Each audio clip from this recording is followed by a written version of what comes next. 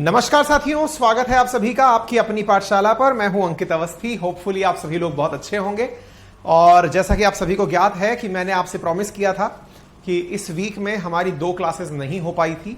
इस वजह से मैंने आपको, चूंकि मैं सैटरडे संडे को हालांकि क्लासेस नहीं लेता हूं, फैमिली को टाइम देने का समय होता है, अपनी और भी बहुत सारी व्यस्तताएं होती हैं जिन्हें वीकेंड पर निभाना होता है, पर एज पर प्रॉमिस, क्योंकि मुझे मालूम है कि आप सबके साथ मेरी क्लासेस का वादा है और वो पूरा नहीं हो पाया था, इसलिए आज वीकेंड पर इतनी व्यस्तताओं के बीच में भी समय निकालकर मैं आपके सामने हाजिर हूं।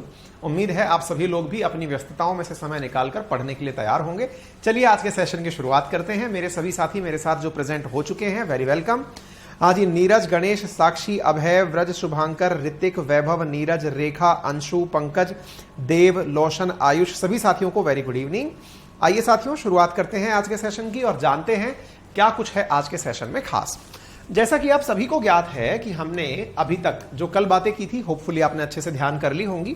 अब हम बात कर रहे हैं फिजिकल इंडिया की, यानी कि हम चर्चा कर रहे हैं कि इंडिया का फिजिकल स्ट्रक्चर क्या है, किस तरह से इंडिया डिवाइडेड है, क्या है इंडिया को अगर किसी को जानना हो तो उसके दिमाग में क्या जाएगा, इसको ऐसे समझने का प्रयास करते हैं। मान लीजिए कि आपसे मैं यदि ये कहूं कि कोई भी स्ट्रक्चर XYZ आपके सामने मैं डाल देता हूं।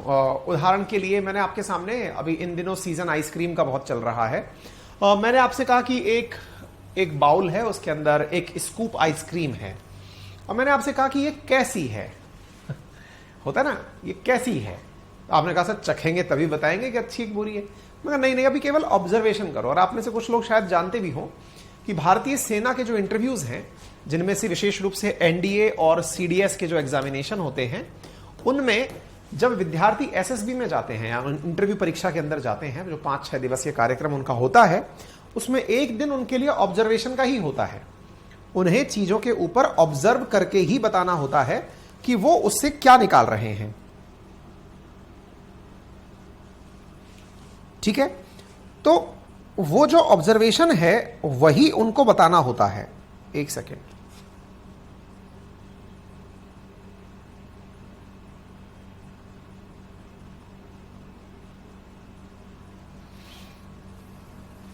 है ना। तो जब उनको ऑब्जर्वेशंस बताने होते हैं कि ये ऑब्जर्वेशन है और इस ऑब्जर्वेशन के आधार पर हमें ये दिख रहा है। एग्जैक्टली मान लीजिए मैंने आपके सामने एक स्कूप आइसक्रीम का रख दिया। अब आपसे पूछा बताइए आपको क्या दिख रहा है। आप तो कहेंगे आइसक्रीम दिख रहा है। और क्या दिख रहा है, कैसा दिख रहा है, ये बड़ा सवाल। दूसरा ये भी तो होता है, कैसा दिख रहा है। बोले सर ऐसा लग रहा है कोई माउंटेन सा बना हुआ है। अच्छा, और कैसा दिख रहा है? सर ऐसा लग रहा है कि इसके अंदर माउंटेन जो है ना वो पक्का नहीं है। तो फिर कैसा है? बोले माउंटेन हल्का सा लसलसा सा है। टाइट तो है सर, सॉलिड फॉर्म में तो है, लेकिन सॉलिड फॉर्म लिक्विड में बदल रही है। ठीक है, अच्छा, तो ऐसी स्थिति के अंदर जब मैंने ये व्याख्या करना शुरू किया तो मैंने कहा एक काम करो, ये जो तुम्हें दिख रहा है इसकी व्याख्या करो। बोले सर जो दिख रहा है उसकी व्याख्या तो यूं है कि ये पूरा जो क्षेत्र है इसमें खाली जगह भी प्रेजेंट है सर। हमने कहा अच्छा, खाली जगह में सर एयर भरी हुई है प्रॉपर तरीके से, 2 जगह तो एकदम खाली है। बहुत बढ़िया। और सर कटोरी के किनारे ऐसे हैं जो अभी भी खाली हैं। मगर तुमने तो यार पूरा लंबाई चौड़ाई गुणा भाग सब बता दिया। बोले हाँ सर। मैंने कहा एग्जैक्टली यही काम इंडिया के मैप में करना है। बोले क्या करना है? मैंने कहा जो इंडिया का मैप आप देखते हो ना, उस इंडिया के मैप के अंदर आपको असल में यही पहचान के बताना है कि इसकी स्ट्रक्चर कैसी है, ये बॉर्डर्स पे कैसा है, ये पहाड़ियों पर कैसा है, इसकी विशेषता क्या है। बोले हाँ सर बता देंगे, इसमें कौन सी रॉकेट साइंस है। तो मैंने कहा चलो शुरू करते हैं आज के सेशन को। सेशन शुरू करते हैं और ऑब्जर्वेशन देखते हैं। साथियों ऑब्जर्वेशन बड़ा इंटरेस्टिंग निकल कर आता है। क्या इंटरेस्टिंग निकल कर आता है? इंडिया का मैप देखने पर पता चलता है कि इंडिया में 6 प्रकार की भौगोलिक विशिष्टताएं हैं, मतलब वो अपने आप में अलग हैं। बोले जैसे इंडिया में एक क्षेत्र में लगातार पर्वत हैं, जो कि हिमालय पर्वत श्रृंखला है। लगातार पर्वत, आप इधर देखिए, दिशाओं को अगर हम अपनी शब्दों में विभक्त करना शुरू करें तो ऊपर की तरफ नॉर्थ, नीचे की तरफ साउथ, राइट में ईस्ट और लेफ्ट में वेस्ट कहलाता है। ऐसी स्थिति में नॉर्थ से लेकर ईस्ट तक पर्वतों का विस्तार देखा गया है सर। यूं इस प्रकार से पर्वतों का विस्तार है। बोले क्या बात कर रहे हो? बोले हां सर। मतलब भारत के अंदर एक विशेषता, जो सबसे ज्यादा इसकी विशेषता भौगोलिक है, वो इसके अंदर स्वतः ही अपने आप में बहुत सारी बातें स्पष्ट करती है। बोले जैसे, बोले सर एक तरफ तो पर्वत है, अब किसी ने यह पूछ लिया कि यहां पर ही पर्वत क्यों है, बड़ा सवाल है ये। इंडिया जैसा आपको दिख रहा है, इसमें किसी ने सवाल पूछ लिया, पर्वत है नॉर्थ ईस्ट में है, समझ में आया, लेकिन यहीं पर क्यों है ये जवाब दो। अब यहीं पर क्यों है इसका जवाब अगर खोजने निकले तो पता चलता है कि इसके भी दो थ्योरी हैं। एक है कोबर की जियोसिंक्लाइन थ्योरी, पढ़ाएंगे आज के सेशन में, और दूसरी है प्लेट टेक्टोनिक थ्योरी, जो बताएंगी कि यहीं पर हिमालय क्यों है। चलिए अच्छी बात है। सर हिमालय अगर है तो ये पहाड़ तो बहुत ऊंचे होते हैं। मैंने कहा बिल्कुल ऊंचे होते हैं। भारत की उत्तर की दिशाओं को, पूर्वोत्तर की दिशाओं को तो इसने प्रॉपर तरीके से रोका कर रखा हुआ है। बोले चलो ठीक है, ये बात तो समझ में आ गई सर। हमने कहा इस वजह से ऊंची जगह जब पहाड़ों की होती है, और मैंने आपको ज्योग्राफी पढ़ाई है, फिजिकल ज्योग्राफी, और मैंने बताया है कि यदि आप हाइट पर चलते चलेंगे तो बर्फ भी गिरती है, बारिश के लिए भी रुकावट बनती है, और तो और भारत को जो साउथ वेस्ट मानसून आता हुआ मिलता है, वो जब भारत के थ्रू होता हुआ जाता है यूं होकर के, तो वो इन्हीं पहाड़ियों से टकरा कर तो बढ़िया बारिश गिराता है। बोले हां। तो मैंने कहा इसका मतलब पहाड़ पर पानी बरसेगा तो जमीन पर आएगा। बोले बिल्कुल आएगा। मैंने कहा आपको मैं अभी एक बहुत बड़ी राज की बात बता देता हूं, जिनमें से कोई व्यक्ति हिमालय पर ना गया हो। चलो मैं एक पोल कराता हूं, उसमें आप लोग एक बार कमेंट में मुझे बताइएगा। पोल में मुझे बताइए, आप में से कोई साथी आज तक हिमालय गया है? हिमालय हिमालय हिमालय हिमालय हिमालय की यात्रा पर अगर गए हैं आप तो मुझे बताइए, ताकि मैं आपको उसी आधार पर ट्रीट कर पाऊं। एक पोल दिया है मैंने, उसमें आप पार्टिसिपेट करिए। बताइए आप में से अगर कोई भी मेरा साथी हिमालय की यात्रा पर गया है तो प्लीज बताए।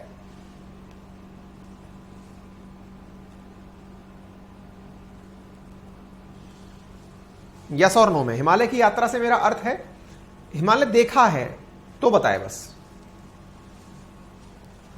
ठीक है, 40% से अधिक, इवन अब नंबर बढ़कर 45% तक हो गया है। 45% हमारे जो क्लास में प्रेजेंट साथी हैं उन्होंने हिमालय नहीं देखा। हिमालय नहीं देखा इसलिए वो हिमालय के बारे में अगर मैं कुछ बताऊंगा ना तो वो उनको कहानी ही लगेगी। लगभग 50% हमारी क्लास में ऐसे साथी हैं जिन्होंने हिमालय ही नहीं देखा। ठीक है, 50%, 50-50 हो गया। 50% ने देखा है, 50% ने नहीं देखा है। अब जिन्होंने देखा है हिमालय, उन्होंने भी जो मैं बताने जा रहा हूं शायद ही वो ऑब्जर्व किया हो। क्या ऑब्जर्वेशन? ये कि हिमालय को अगर गहराई से देखोगे, और जिन्होंने नहीं हिमालय देखा है वो भी जान लें, हिमालय असल में मिट्टी का पहाड़ है। आप में से कुछ लोग चौंक जाएंगे इस बात को सुन करके, लेकिन सच्चाई है कि हिमालय की संरचना को अगर गहराई से आप देखोगे तो पता चलेगा हिमालय मिट्टी का पहाड़ है। उसमें कंकर हैं, ज्यादा बड़े पत्थर नहीं है, बड़े बड़े शिलाखंड नहीं है। अरे बोले सर क्या बात कर रहे हो, बड़ी बड़ी शिलाएं गिरती हैं, रास्ते रुक जाते हैं। हमने तो जब शिमला का रास्ता देखा है तो देखा है कि हिमालय की जो पहाड़ियां हैं उनको काट के गया है। बिल्कुल आप सही सोच रहे हैं, लेकिन फिर भी मैं क्या बोल रहा हूं, हिमालय में मेजॉरिटी जो कंपोजिशन है वो सॉइल का है, मिट्टी का है। बोले आप ऐसा ऑब्जर्वेशन क्यों दे रहे हैं? चलिए अब मैं इसका कारण भी बता देता हूं। इसका ऑब्जर्वेशन मैं इसलिए दे रहा हूं क्योंकि मैं राजस्थान में रहता हूं, और राजस्थान में इंडिया के सबसे पुराने पर्वतों में से एक अरावली है। और अगर आप अरावली जाएंगे तो अरावली पे आपको पता चलेगा कि वहां मिट्टी नहीं है। अरावली पूरी तरह से पथरीला पर्वत है, और उस पथरीले पर्वत में बड़े बड़े शिलाखंड हैं। मिट्टी का परसेंटेज खत्म तो हो ही नहीं सकता, क्योंकि पत्थर गल के ही मिट्टी बनती है। तो ये तो मैं कह नहीं सकता कि पर्वत है तो उसमें मिट्टी नहीं होगी। पर्वतों के पिघलने से भी मिट्टी बनती है, इरोजन से भी मिट्टी बनती है। तो मिट्टी का सोर्स तो है पर्वत, लेकिन बड़ा सवाल क्या है कि मिट्टी का सोर्स है पर्वत, लेकिन जो मिट्टी आनुपातिक रूप से हिमालय पर प्रेजेंट है वो अरावली से कई गुना ज्यादा है। चलिए, तो अगर आपको यह बात बिना जाए भी पता चल गई है तो बहुत अच्छी बात है। नहीं भी पता चली है तो यही कारण समझ लीजिए कि हिमालय पर जो आप पहाड़ पर हिमालय पर जो पेड़ पौधे लगे देखते हैं ना, बड़े बड़े पर्वत पे जो बड़े बड़े पेड़ लगे हुए हैं, उसकी मेजर वजह क्या है? वहां पर मिट्टी है, मिट्टी के पहाड़ हैं वो, तो मिट्टी पर आसानी से पौधे उग जाते हैं, पेड़ वृक्ष उग जाते हैं। ठीक है, एक ऑब्जर्वेशन। ऑब्जर्वेशन नंबर 2, अच्छा एक बात बताइए, अगर मिट्टी है और उस पर पानी गिर रहा है तो पानी के साथ मिट्टी बहकर नीचे आएगी, यह बात सत्य है। पानी है, पानी में मिट्टी का पर्वत है, ये मान लीजिए कि ये एक पर्वत है और ये मिट्टी का बना हुआ है, इस पर पानी आकर गिर रहा है, तो एक बहुत कॉमन सी और ऑब्वियस सी बात निकल कर आती है कि पानी गिरेगा तो मिट्टी बहकर नीचे आएगी। बोले सर आप ये बात क्यों बता रहे हो? हमने कहा सुनते चलो, सारी बातें समझ में आ जाएंगी। बोले बताइए।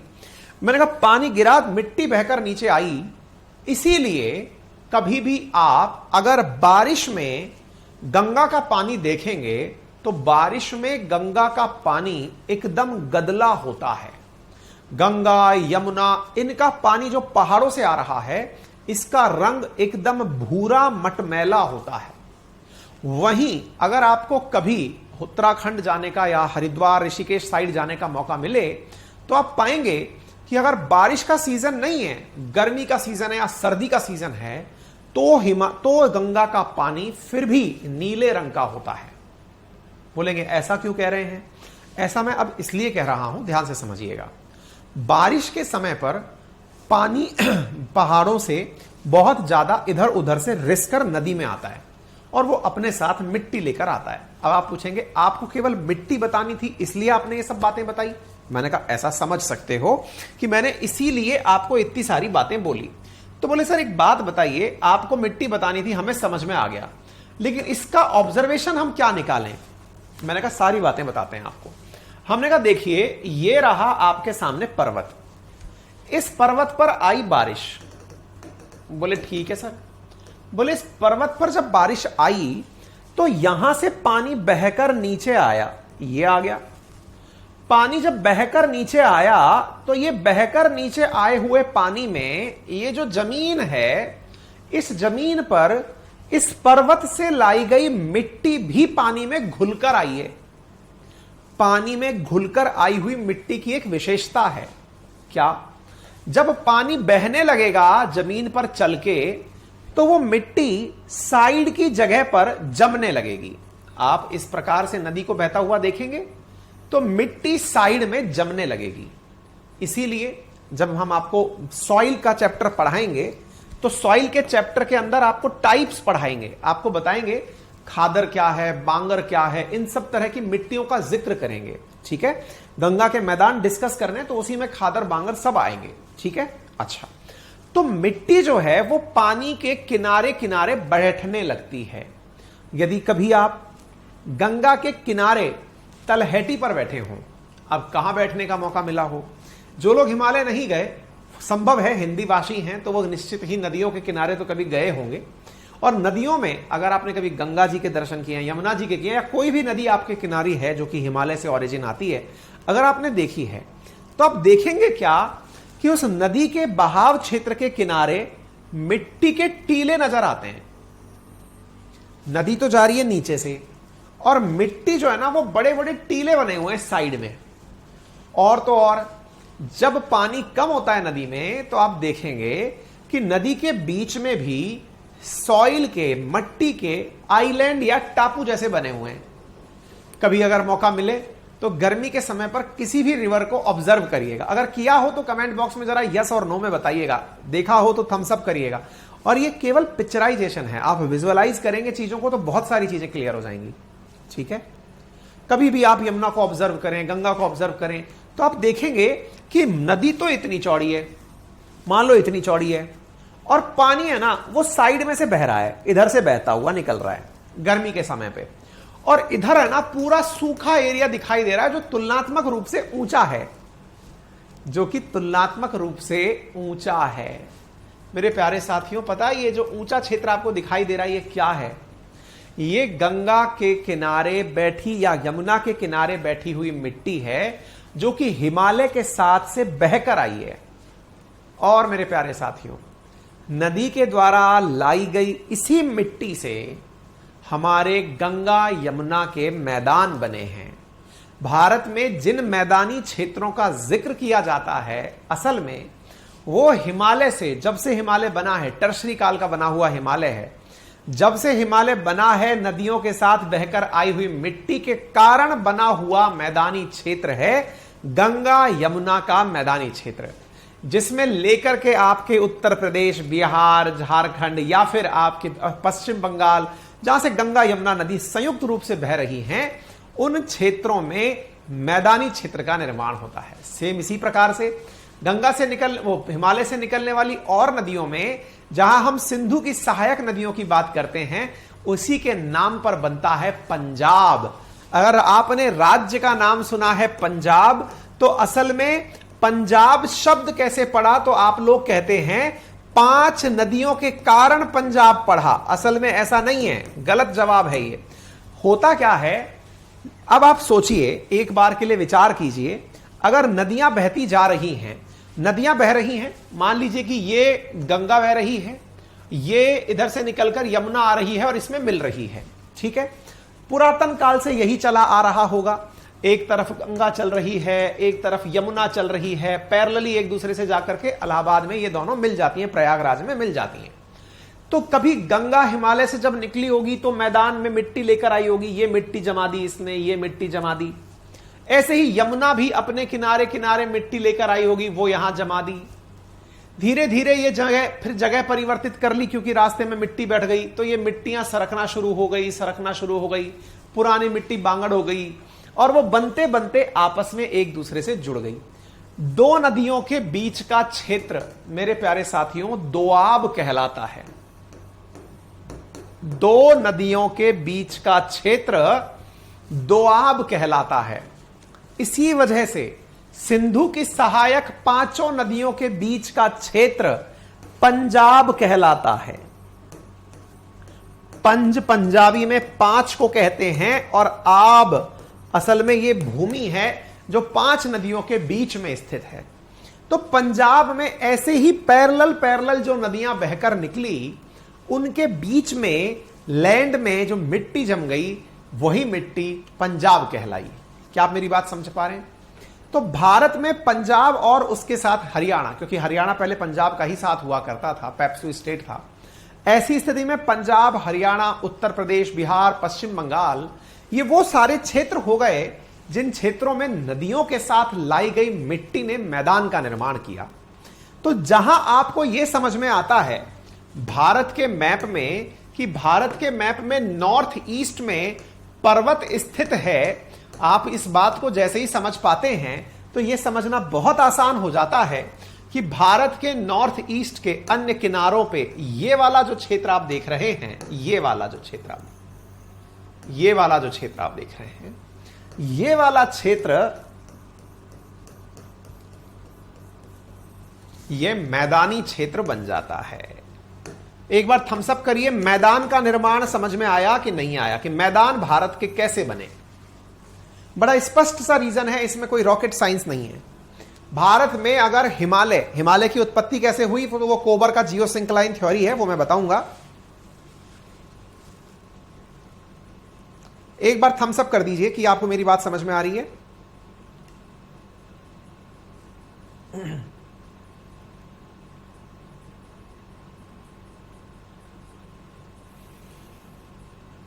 क्लियर? राहुल, शिखा, विपिन, मोनिका,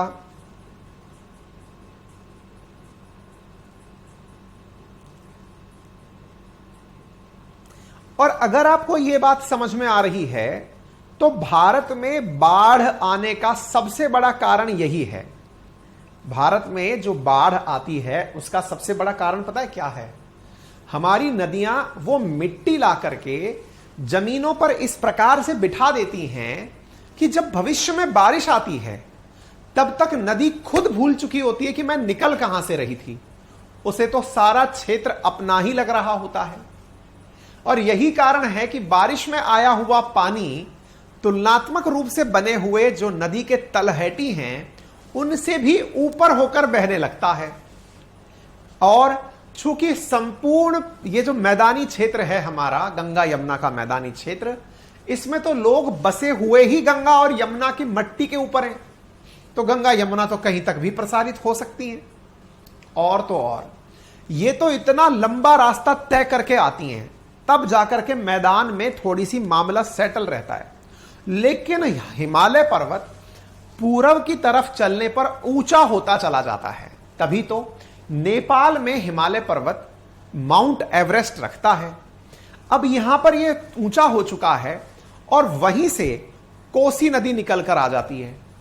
और भाई साहब, जब वो निकल कर आती है तो ऊंचाई से नदी आ रही है, मिट्टी साथ ला रही है, तो भाई इसी कारण से मिट्टी के साथ आने पर मिट्टी का पहले से ही जो जगह घेरा हुआ है वो नदी को रास्ता बदलने के लिए मजबूर कर देता है, और बदलने से बिहार में बड़ी मात्रा में बाढ़ आ जाती है। तो जो बिहार का शोक है असल में वो इसलिए है क्योंकि पानी के साथ आई हुई जो मिट्टी है वो जमीन में जम चुकी है। अब नदी जब नेक्स्ट टाइम बारिश में आई तो उसे पता ही नहीं था कि रास्ता तो ब्लॉक है। नदी अपना रास्ता खुद तलाशती है, पानी अपना रास्ता खुद ढूंढता है, और ढूंढने के कारण वो किसी भी क्षेत्र में मैदान पर निकल पड़ता है क्योंकि सब उसी का है, और उसका रास्ते पर निकलना बाढ़ की स्थिति पैदा कर देता है। सौरो ऑफ बिहार कहा जाता है। क्या आप इस बात से सहमत हैं? और एक चीज बताता हूं, अभी इन दिनों बारिश नहीं आ रही है, गर्मी का सीजन चल रहा है। क्या आपने एक बार भी उत्तराखंड में लैंडस्लाइड की घटना सुनी? अभी इन दिनों कहीं पर भी बारिश नहीं आ रही है, मतलब जो आ रही है वो सीजनल है, वो मतलब प्री मानसून है। लेकिन क्या आपने इन दिनों हिमाचल में, उत्तराखंड में, कहीं पर भी इन दिनों आपने लैंडस्लाइड की या भूस्खलन की घटना सुनी? नहीं सुनी होगी। कारण मिट्टी बह ही नहीं रही। बारिश में क्या होता है? बारिश में पानी के साथ जमीन के नीचे की मिट्टी सरकने लगती है, तो जो लैंड जिस पर लोग बसे हुए हैं वो भी दरक जाते हैं, सड़कें जिस मिट्टी पर बनी हैं वो धंस जाती हैं।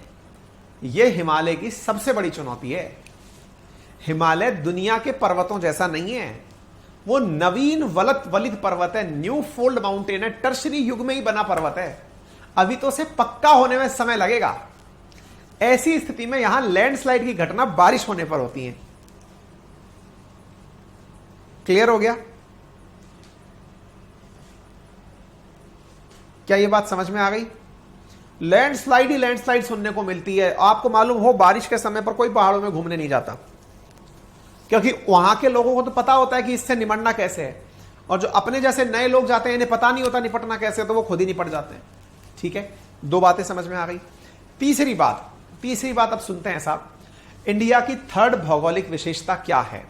अब आप में से कुछ लोग ये सवाल पूछ सकते थे कि सर, जब पहाड़ का पानी आया तो पानी यूं आ सकता था, और समुद्र इधर की तरफ भी सामने है और इधर भी सामने है, समझ में आता है। पहाड़ से पानी गिरा, इधर आता, समझ में आता है। ये पानी इधर क्यों चला गया? टेक्निकली इंडिया में पानी इधर से आया, इधर क्यों चला गया है? सामने समुद्र है और मुझे पता है कि पर्वत से गिरेंगे, ढलान जहां तक मिलेगी हम चलते हुए चले जाएंगे, तो हिमालय से गिरा हुआ व्यक्ति तो गिरना जाना चाहिए ना अरब सागर में। सामने अरब सागर है सर, ये इधर क्यों बह गई? और जो नहीं बही वो पाकिस्तान के अंदर जाकर के यों बह गई। कोई सीधा क्यों नहीं आया? इंटरेस्टिंग है चीजों को, मतलब अगर जो चीजें आपको ऑलरेडी पता हैं उन्हें भी अगर गहराई से देख लिया जाए तो भी एक अलग चीज निकल आती है। वो क्या निकल कर आई भाई? कारण इसका यह है कि यहां से जैसे ही आगे निकले तो मैदान में मिट्टी आ गई, वो तो समझ में आया, लेकिन थोड़ा सा आगे चले, मतलब घर से निकलते ही कुछ दूर चलते ही रास्ते में है पठार। रास्ते में है पठार मतलब हिमालय से पानी निकला और वो निकल करके कहीं जाने की सोच ही रहा था कि रास्ते में आ गया व्यवधान। ये था व्यवधान। ये व्यवधान क्या है? पठार। बोले तो प्लेट्यू, प्रायद्वीपीय भात पठार। बोले प्लेट्यू का मतलब क्या होता है सर? प्लेट्यू का मतलब होता है जो पर्वत की तरह चोटी युक्त तो नहीं है, लेकिन मैदानी क्षेत्र से तुलनात्मक रूप से ऊंचाई पर बैठा हुआ है। दोबारा सुनिए, दोबारा सुनेंगे तो आप ये पाएंगे कि पठार क्या है।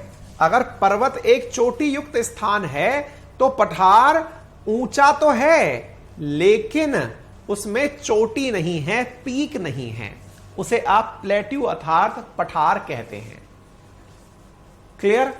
अच्छा, अब अगर यह बात समझ में आती है तो इसका अर्थ यह निकल कर आया कि सर यहां तो एक तरह से जमीन थोड़ी तुलनात्मक रूप से ऊंची हो गई।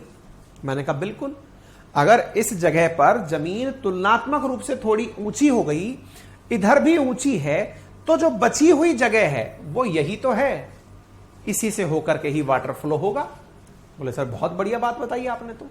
तो फिर ये भी बता दो, पठार पर भी तो पानी गिरता होगा। मैंने कहा हां बिल्कुल गिरता है, ऊंचाई पर पानी गिरता है, आपने यहां बताया, तो पठार पर भी गिरता होगा। मैंने कहा बिल्कुल गिरता है, और गिरता है तभी आप अन्य नदियां पढ़ते हैं। कौन सी? कृष्णा, गोदावरी, कावेरी, ये सब नदियां आप इसीलिए पढ़ते हैं।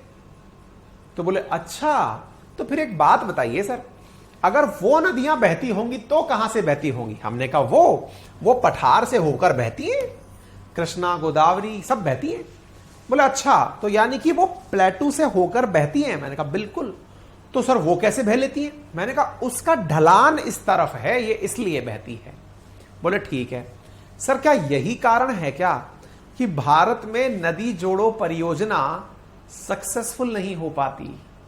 दोबारा सुनिएगा, देखिए ऑन पेपर पढ़ने पे तो ऐसा लगता है कि दुनिया में बाढ़ से निपटने का तरीका बताओ। बोले okay sir, the right answer is sir, Bharat में नदियों को आपस में जोड़ देना चाहिए तो बाढ़ ही नहीं आएगी।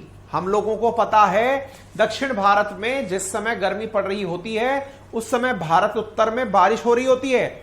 सर बाढ़ के पानी को अगर नदी जोड़ो परियोजना के माध्यम से दक्षिण की तरफ भेज दिया जाए तो सर देश में पानी का संकट नहीं रहेगा। लेकिन यह आंसर प्रैक्टिकल ग्राउंड पर गलत है। गलत क्यों है? हां यह सॉल्यूशन है, लेकिन यह थ्योरेटिकल सॉल्यूशन है।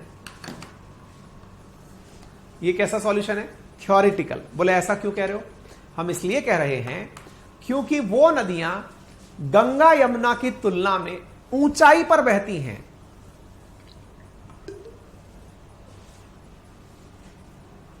अगर समझ में आ रहा हो।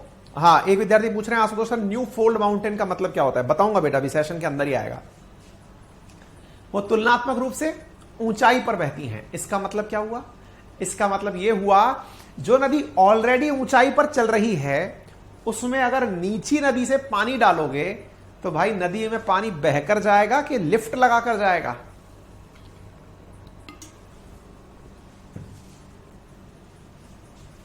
नदी का पानी बहकर जाएगा कि लिफ्ट लगाकर जाएगा? आंसर है लिफ्ट लगाकर जाएगा। भारत में उत्तर भारत की नदियां दक्षिण भारत की नदियों से नहीं मैच कर पाती। इसके पीछे का बड़ा कारण यह है दोनों के बहने का जो क्षेत्र है, तलीय क्षेत्र जो है, वो ऊंचाई और नीचाई पर है। इस कारण से नदियां कनेक्ट नहीं हो पाती, क्योंकि पानी गंगा यमुना से लिफ्ट करके कृष्णा गोदावरी में कौन डाले? इतना अगर हमारे पास मोटर चलाने के लिए बिजली होती तो सारे संकट, लड़ाई झगड़े होते ही नहीं। शुभम पूछ रहे हैं तो फिर क्या सर प्लेटू के ऊपर फार्मिंग नहीं होती? होती है। हिमालय पे फार्मिंग नहीं होती क्या? किसने कह दिया कि आप जो है ना हिमांशु, डेफिनेटली आप पहाड़ का मतलब क्या समझे हैं? पर्वत का मतलब कि वो केवल पथरीला होता है। आपने मेरा आधा घंटे का सेशन सुना ही नहीं। मैं इतनी देर से कह रहा आता हूं मिट्टी है, मिट्टी है, मिट्टी है। हिमालय मिट्टी से बना है, हमारा प्लेटू पर भी मिट्टी। और मिट्टी बनती कैसे है? जब किसी रॉक का सॉइल इरोजन होता है तो मिट्टी बनती है। लगातार वो इरोज होती रहती है, घटती रहती है, टूटती रहती है, तो मिट्टी बनती है। इसमें कोई रॉकेट साइंस ही नहीं। बेबी ठाकुर लिख रहे हैं वाओ सर ग्रेट, मजा आ गया। मनीष लिख रहे हैं सर आज तक किसी ने ऐसा नहीं बताया। बेटा मैंने अभी तक एक भी अक्षर नहीं पढ़ाया टेक्निकली, लेकिन मैंने कितने सारे व्यवहारिक प्रश्नों के आपको जवाब दे दिए, आपको भी अंदाजा नहीं है। भारत की स्ट्रक्चर सब रटते हैं। लेकिन असल मायने में रटने की जरूरत ही नहीं है, सेल्फ एक्सप्लेनेटरी है ये, बिल्कुल लॉजिकल तरीके से। केवल अभी तो हम मैप देख रहे हैं, हमको तो मैप से इतनी सारी इंफॉर्मेशन मिल गई है। आप पीडीएफ A4 की जगह पीपीटी मत डलवाइए वर्ड मैप की क्लास का। दीपक कुमार, आप मेरे लिए लाइव आए हैं, बहुत बहुत धन्यवाद दीपक जी। आप बार बार एक ही चीज लिखते जा रहे हैं, लेकिन आप और जगह भी चेक कर लीजिएगा। पीडीएफ A4 की जगह पीपीटी पढ़ने के लिए तब डाली जाती हैं जब A4 नहीं बनी होती है ना। आप 2-3 क्लास आगे जाकर देखिए तो आपको A4 भी मिल जाएगी, ठीक है।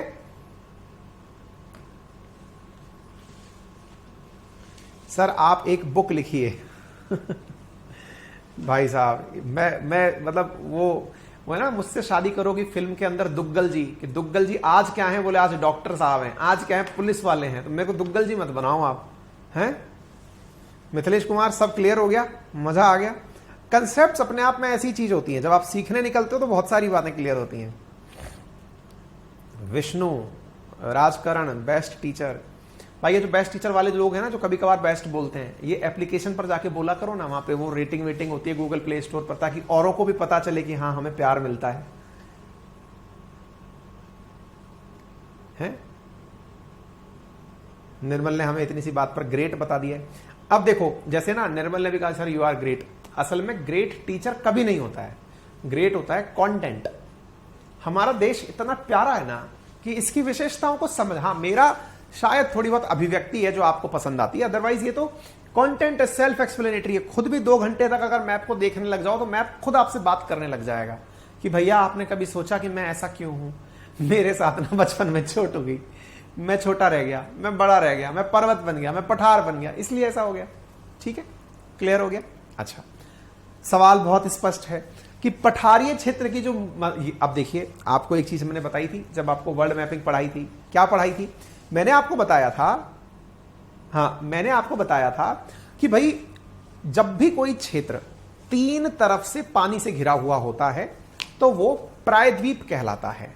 प्रायद्वीप बोले तो पेनिनसुला कहलाता है। तो पेनिनसुला अगर कहलाता है तो आप इधर देखिए, भारत के एक विशेष क्षेत्र को पहचानने की कोशिश करिए, यहां से लेकर के और यहां तक। यह क्षेत्र हमारा ऐसा है जो कि पानी के 3 तरफ से घिरा हुआ है। होने को पानी अभी और ऊपर तक भी है, मतलब थोड़ा बहुत आप इसको भी ले सकते हैं, लीजिए। ये वो क्षेत्र है जो 3 तरफ से पानी से घिरा हुआ है। इसीलिए भारत के जो नीचे वाले हिस्से हैं, अब नीचे वाले हिस्से से क्या मतलब होता है, जो कि सतपुड़ा और विंध्याचल पर्वत श्रृंखला से नीचे के पर्वत हैं। हमको सतपुड़ा और विंध्या का क्या पता, जो नर्मदा नदी से नीचे के यानी दक्षिण भारत के जो क्षेत्र हैं, हमको क्या पता नर्मदा कहां है। सतपुड़ा और विंध्या, नर्मदा, ये तीनों ही चीजें आपको याद करनी है। क्यों याद करनी है? क्योंकि जो हम बार बार बोलते हैं उत्तर भारत, दक्षिण भारत, उनका जो फिजिकली डिवीजन करती हैं वो ये तीनों ही संरचनाएं हैं, सतपुड़ा, नर्मदा और विंध्याचल। इनके ही दक्षिण में दक्षिण भारत है, इनके ही उत्तर में उत्तर भारत है। समझिए आप, तुलनात्मक रूप से अगर मैं कहता हूं कि मैं राजस्थान में रहता हूं तो मेरे लिए तो मध्य प्रदेश भी दक्षिण भारत हुआ है, मेरे लिए तो झांसी वाला क्षेत्र भी दक्षिण भारत हुआ, इवन झारखंड, छत्तीसगढ़, ये सब मेरे लिए दक्षिण भारत हुए। लेकिन क्यों नहीं होते? इसलिए नहीं होते क्योंकि विंध्या और सतपुड़ा तक उत्तर भारत माना गया है हमारे ज्योग्राफिकल जो लोग डिवाइज करते हैं ना उनके द्वारा। तो है कहां पर? ये बिल्कुल एमपी के पास में, इस क्षेत्र में विंध्या, सतपुड़ा और नर्मदा है। इसीलिए एक बड़ी विशेषता बताता हूं मैं आपको, विंध्याचल चाहे सतपुड़ा चाहे नर्मदा, इन्हें देखने के बाद में जो बाकी बचा साउथ में भारत रह जाता है उसे प्रायद्वीपीय भारत भी कहा जाता है। तो दक्षिण भारत को प्रायद्वीपीय भारत यानी पेनिनसुलर इंडिया के नाम से भी जाना जाता है। अरे एक बार थम्स अप कर दो, जब इतनी अच्छी अच्छी बातें समझ में आए तो इंसान को ना राजी होकर के थम्स अप कर देना चाहिए, बता देना चाहिए कि हां सर कंसेप्ट क्लियर हो रहा है। यहां पर ये पर्वत श्रृंखला, ये तो नदी हो गई, ये सतपुड़ा, विंध्या, इनके हिस्से का जो नीचे का जो भारत है, या फिर ये कहिए दिशाओं के आधार पर नीचे दक्षिण होता है, ऊपर नॉर्थ होता है, यहां से नीचे दक्षिण भारत। तो दक्षिण भारत को या साउथ इंडिया को पेनिनसुलर इंडिया के नाम से भी जाना जाता है। बोलिए, क्या ये बात आप समझ पा रहे हैं? क्लियर हो रहा है ये सारी बातें? दूसरी इंपॉर्टेंट बात, पेनिनसुलर इंडिया की अधिकांश नदियों का बहाव पूरब की तरफ है। कृष्णा, गोदावरी, दामोदर, ये सब का, कावेरी, इन सब का जो बहाव है वो पूरब की तरफ है। अब इसके पीछे की क्या कहानी है, चलिए एक और फीचर की तरफ बढ़ते हैं। साथियों, जैसे मैंने आपको अभी हिमालय के बारे में बताया, मैंने कहा कि भाई हिमालय ऐसा है, ये लीजिए हिमालय के बारे में बताया। उसके बाद में मैंने आपको मैदानी क्षेत्रों के बारे में बताया, फिर प्लेट्यूज के बारे में बताया।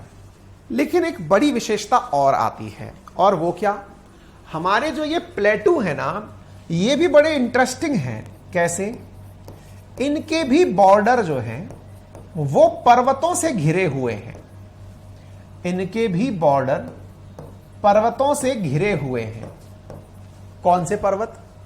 साथियों, इसके पश्चिम देखिए, इंडिया का इधर ईस्ट है, इधर वेस्ट है, ऊपर नॉर्थ है, नीचे साउथ है। तो इंडिया का जो इधर वाला हिस्सा है, दिस इज, इस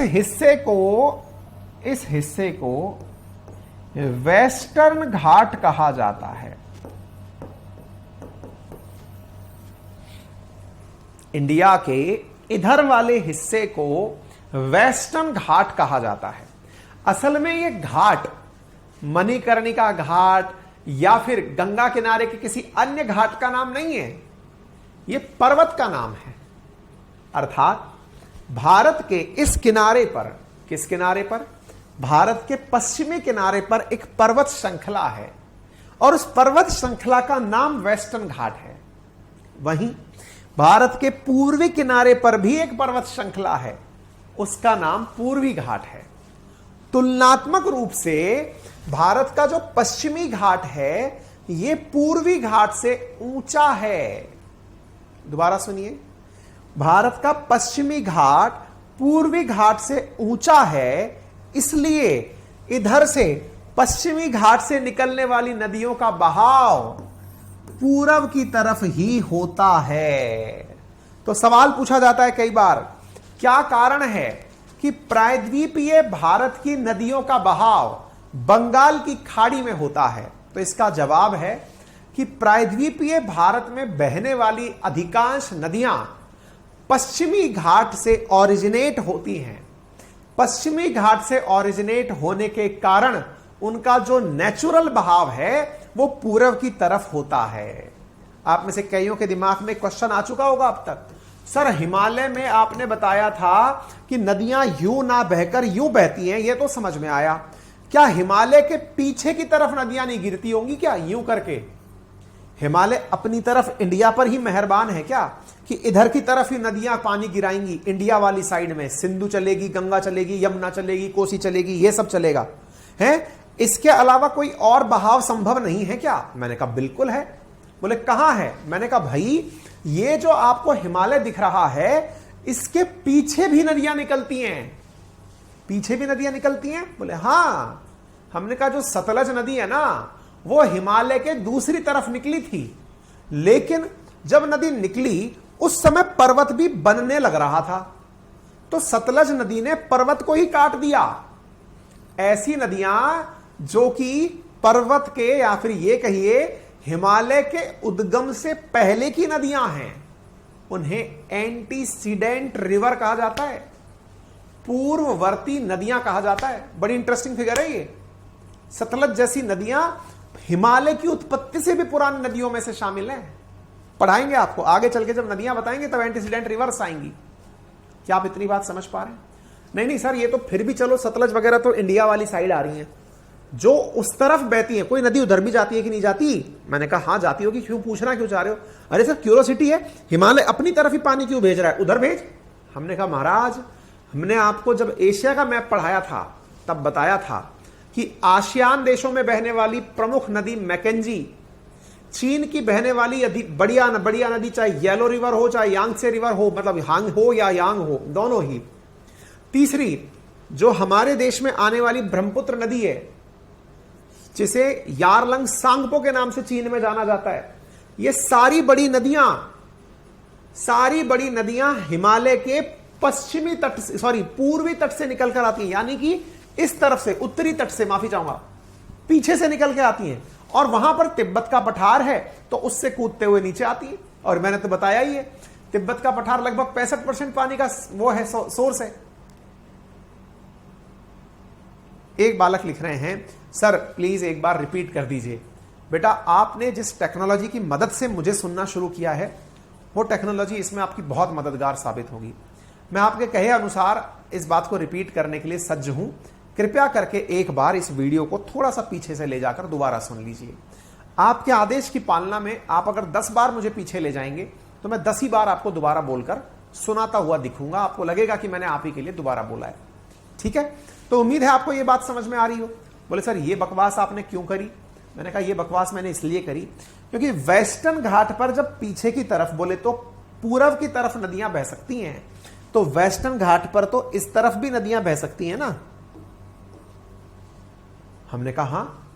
अच्छा, बाय द वे सर, यहां तो समझ में आता है कि यह पहाड़ इतना ऊंचा है कि इस पर बर्फ गिरती है। बर्फ गिरती है तो ग्लेशियर के पिघलने से बारिश होती है। लेकिन सर एक बात बताओ, वेस्टर्न घाट पर बर्फ थोड़ी गिरती है। यहां कहां से पानी आ गया कि गंगा, ये सॉरी कृष्णा, गोदावरी और कावेरी, इनके अंदर पानी आ गया? हमने कहा इनके पास तो इनसे भी ज्यादा पानी का सोर्स है। बोले वो कैसे? हमने कहा जो साउथ वेस्ट का मानसून आता है ना। बोले हाँ सर। हमने कहा वो साउथ वेस्ट का मानसून आते ही वेस्टर्न घाट की वजह से ही तो अटक जाता है इस क्षेत्र में। मैंने आप लोगों को जब मानसून पढ़ाया था, या इंडिया वो वर्ल्ड मैप पढ़ाया था, वर्ल्ड ज्योग्राफी जब पढ़ाई थी, तब बताया था कि 164 मीटर ऊंचा चलने पर 1 डिग्री टेंपरेचर तापमान कम हो जाता है। मैंने बताया था साउथ वेस्ट मानसून के साथ आने वाली पवनें ऊंचाई पर जाने पर कंडेंस हो जाती हैं, और जब वो कंडेंस होती हैं तो ड्रॉपलेट बनकर गिरने लगती हैं, और ड्रॉपलेट बनकर गिरने लगती हैं तो बारिश होना स्वाभाविक है, पानी बहना स्वाभाविक है। तो वेस्टर्न घाट हमारे इसीलिए हरे भरे हैं, और इसीलिए जैव विविधता के बड़े सोर्स हैं, और जैव विविधता के बड़े सोर्स होने के कारण वहां पर बायोडायवर्सिटी हॉटस्पॉट मौजूद है। भारत की जैव विविधता का अधिकांश हिस्सा वेस्टर्न घाट पर्वतों में ही तो पाया जाता है, और चूंकि बारिश इसी तरफ से आती है तो यहां से पानी निकल करके भी तो गिरता है।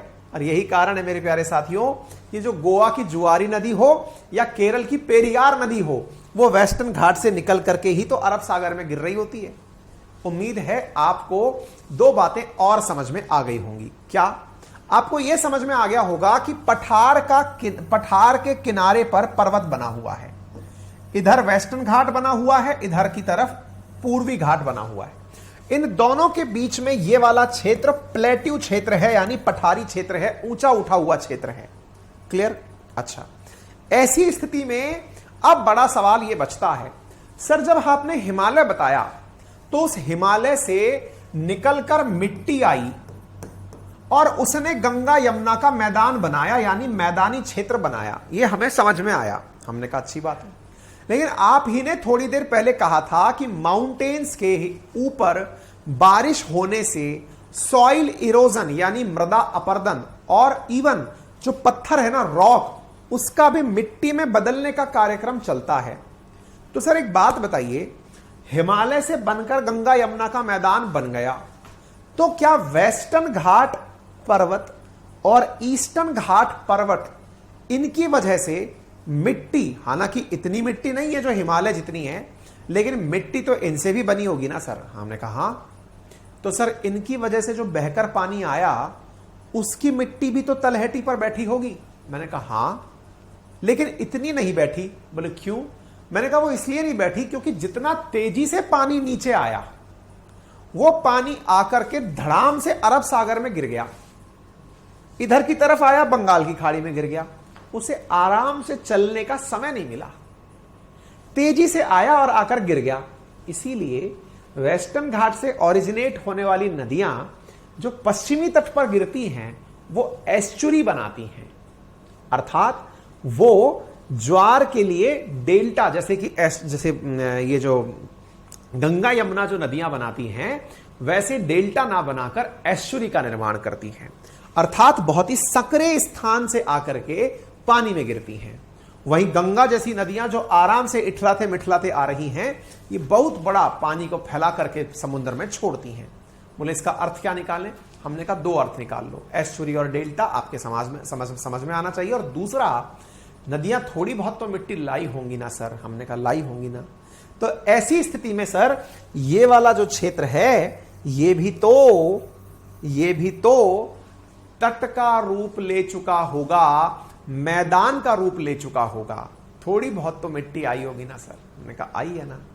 इसी कारण से मेरे प्यारे साथियों, जब हमने इनकी नदियों से बने मैदान डिस्कस करने हैं तो यहां पर नया शब्द निकल कर आता है, दैट इज तटीय मैदान। अब तक आप क्या देख चुके हैं?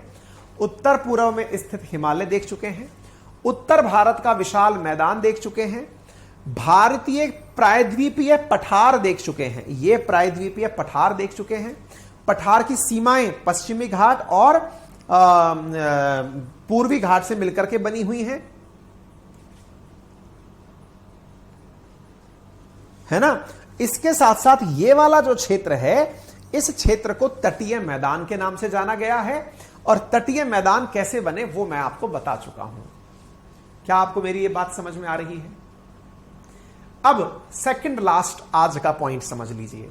भारत के भौगोलिक विभाजन में एक पॉइंट और लिखा है जिसका नाम है भारतीय मरुस्थल, और वो ये रहा। जहां मैं खड़ा हूं वो मरुस्थल की शुरुआत है। आज मैं जयपुर में हूं और यहां से थोड़ा ही आगे अजमेर से मरुस्थल शुरू हो जाता है, डेजर्ट शुरू हो जाता है। अब सवाल यह बनता है, सर ये मरुस्थल कैसे बनता है? मैंने कहा देखिए, आपको मैंने बारिश आने का कारण बताया। बोले हाँ। बोले क्या था? मैंने कहा बारिश आने का कारण था, यहां पश्चिमी घाट था तो वो साउथ वेस्ट मानसून आकर के टकराता है, यहां बारिश हो जाती है। बोले हाँ। मैंने कहा हमारे साथ में एक बड़ी इंटरेस्टिंग घटना घटी है। क्या? हमारे राजस्थान में ये जो साउथ वेस्ट मानसून एंट्री करने आता है, मैं एक बार के लिए ऐसे समझाने का प्रयास करता हूं। हमारे राजस्थान के लिए इधर से साउथ वेस्ट मानसून जब चल के अंदर आता है तो हम वो लोग हैं जो व्यवधान उत्पन्न नहीं करते। देखो ये दक्षिण है और ये पश्चिम है, साउथ वेस्ट से मानसून की पवनें अंदर चल के आ रही हैं। तो यहां पर अरावली पर्वत श्रृंखला है, यहां पर अरावली पर्वत श्रृंखला है। अरावली पर्वत श्रृंखला को देखकर ऐसा लगता है कि ईश्वर ने इसे विशेष काम के लिए बनाया है कि तुम किसी के मार्ग की बाधा मत बनना। अरावली बिल्कुल साउथ वेस्ट दिशा से ही पानी उस हवा के मानसून की पवनों के पैरेलल चलती है। यानी हम बादलों को जाता हुआ देखते हैं और टाटा करते हैं कि वाह बहुत अच्छे लग रहे हो आप, प्लीज आगे जाइए, यहां मत रुकिए, आगे जाइए। मतलब बादल बन के हमारे ऊपर से निकलते तो हैं, बरसते नहीं है। क्यों? क्योंकि अरावली कहता है पूरे देश का भला करें आप, राजस्थान का तो हो जाएगा, आप देश का करें। बोले क्यों? बोले ये बादल यहां से बहकर जाएगा तो यहां हिमालय से जाकर टकराएगा, ये बादल बहकर जाएगा हिमालय से टकराएगा। बोले फिर हिमालय से टकराएगा तो हिमालय पर बर्फ भी बनेगी, जो कि भविष्य में बर्फ से पिघलकर नदियों का पानी भी बनेगा और नदियों में पानी भी आएगा। ये उत्तर भारत का जो मैदानी क्षेत्र है उसको बनाने में अरावली का बड़ा योगदान है। अगर कोई ये मतलब केवल थ्योरेटिकल तरीके से सवाल सोच लेना कि अगर अरावली यूं होता तो क्या होता या साउथ वेस्ट ये जो वेस्टर्न घाट है यदि कंटिन्यू होकर राजस्थान तक आ जाता तो पता है क्या होता? इंडिया की जनसंख्या है ना अभी की 1/3 रह जाती। अरावली इतनी बड़ी चीज है। तो क्या बात कर रहे हो सर? हमने कहा बहुत बड़ी बात कर दी मैंने। अगर अरावली है ना बाई चांस कोई किसी को वरदान मिल जाए और वो अरावली को यूं खड़ा कर दे, बस यूं खड़ा कर दे ना, जनसंख्या 1/3 रह जाती है इंडिया की। आज अपन जो जनसंख्या को लेकर लड़ाई लड़ रहे हैं, बोले ऐसा क्यों? कारण स्पष्ट है, ये बादल यही रोक लेता तो बारिश वेस्टर्न घाट के इस तरफ ही रह जाती। तो बोले फिर यहां पानी नहीं जाता, यहां बारिश नहीं होती, तो फिर बोले यहां पर बारिश ना होने के कारण यहां से पानी इतना नहीं आता, गंगा यमुना के मैदान बड़े नहीं बनते, मैदान नहीं बनते तो फसलों का उत्पादन नहीं होता, फसलों का उत्पादन नहीं होता, पीने का पानी नहीं होता, तो जनसंख्या पैदा होने के लिए जो आवश्यक वस्तुएं हैं वो ना होती। जनसंख्या इसी कारण से इन मैदानी क्षेत्रों में ज्यादा है क्योंकि यहां पर पीने का पानी और खाने का भोजन आसानी से उपलब्ध हो जाता है। जीवन के लिए जो स्ट्रगल है वो सबसे मिनिमम यहां पर है। इस कारण से यहां पर पॉपुलेशन डेंसिटी बिहार के अंदर, पश्चिम बंगाल के अंदर देश के उच्चतम स्तर पर है। रीजन, बहुत कम संसाधनों में भी व्यक्ति भोजन जुगाड़ कर लेता है, और कुछ नहीं तो मछली मार के खा लेगा। पौंड में मछली उग गई, काम चल गया। हमारे राजस्थान में ऐसा नहीं होता। राजस्थान के अंदर अगर आप अजमेर से और पश्चिम की तरफ निकल जाएं तो वहां पर लोगों के पास होने के लिए 50-50, 100-100 बीघा जमीन होती है, लेकिन पानी के लिए वो पूरा पानी रोककर बारिश का मैनेज करके चलते हैं कि बस कैसे काम होगा, क्योंकि खेती करने की जगह नहीं है, पानी नहीं है। समझ में आया? तो जीवन जीने की जो जीवन मतलब इच्छा है ना, वो यहां पर हो जाती, खत्म। ठीक है, उम्मीद है आपको ये बात समझ में आ गई। तो 5वां पॉइंट समझ में आ गया। अब 6ठा पॉइंट जो आपके सामने है वो क्या है? एक तरफ लक्षद्वीप और एक तरफ अंडमान निकोबार। तो भारत की भौगोलिक विशेषताएं आपके समझ में आई या नहीं आई, वो एक बार के लिए मुझे बता दीजिए। बाकी फिर हिमालय के साथ हम आपकी चर्चा नेक्स्ट सेशन में आगे बढ़ाएंगे। तो आपको तथ्यात्मक रूप से कुछ चीजें याद करके आनी है, कल के सेशन में पूछा जाएगा। भारत में कितना % पर्वत है, कितना पहाड़ है, कितना भूभाग पठारी है, मैदान कितना है, ये याद करके आना है। मैंने सारी स्ट्रक्चर्स आपको बहुत अच्छे से समझा दी, इनको मैप पर दिखा दिया, सब बातों को बोल दिया। इसके बाद में हम हिमालय कल से सेशन में शुरू करेंगे। तो एक बार के लिए बता दीजिए कि क्या आपको मेरे द्वारा दी गई जानकारी समझ में आई? मजा आ गया? रितेश बिल्कुल। सौम्या बताएंगे बेटा, उसके बारे में भी बताएंगे।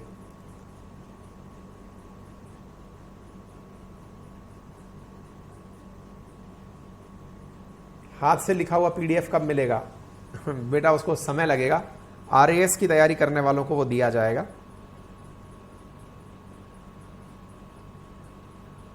पेनिनसुला और प्लेट्यू अलग अलग है। हाँ बिल्कुल सुरेश, पूरे उस क्षेत्र को पेनिनसुला कहा गया। पेनिनसुला में एक जगह प्लेट्यू है ना।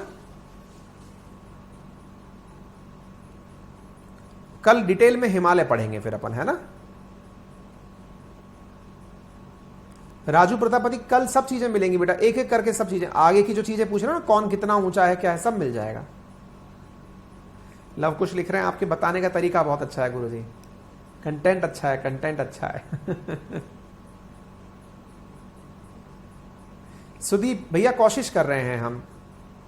आप 4 दिन से पूछ रहे हैं कि WPCS का मतलब वेस्ट बंगाल PCS का सिलेबस कवर करेंगे कि नहीं सारथी बैच में। बेटा 4 subject, history, geography, polity, economy cover करेंगे। आप अपने सिलेबस को निकाल कर देख लीजिए कि वो कितना मैच करता है ना।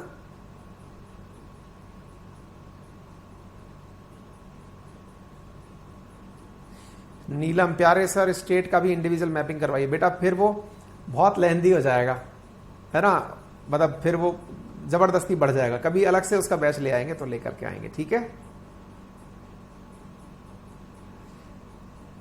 अनुराधा मिश्रा लिख रही है, इतना बेहतर तरीके से पहली बार समझ पाए। चलिए बहुत ही अच्छी बात है, कम से कम आपका आना वर्थ इट तो हुआ। आपको समय जो आपने मुझे दिया वो काम का तो रहा।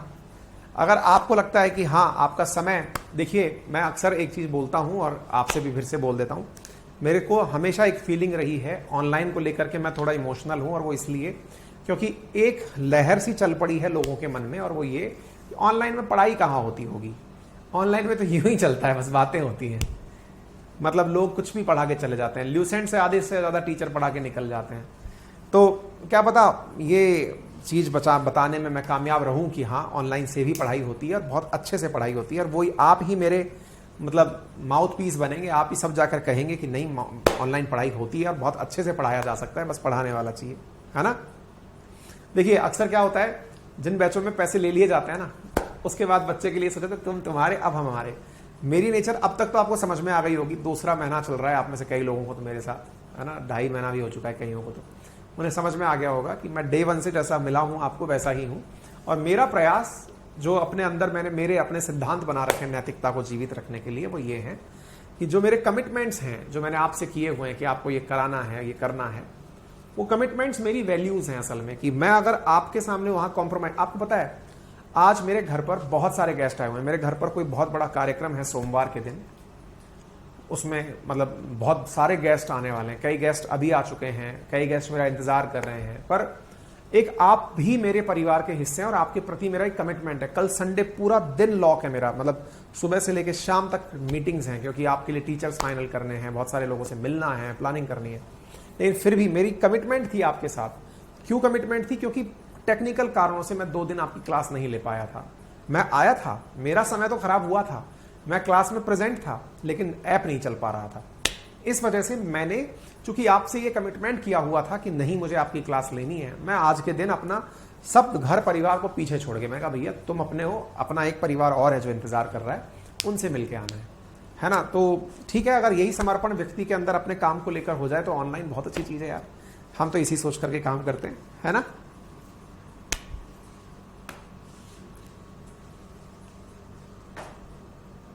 ठीक है, बीपीएससी का बैच पूछ रहे हैं बालक।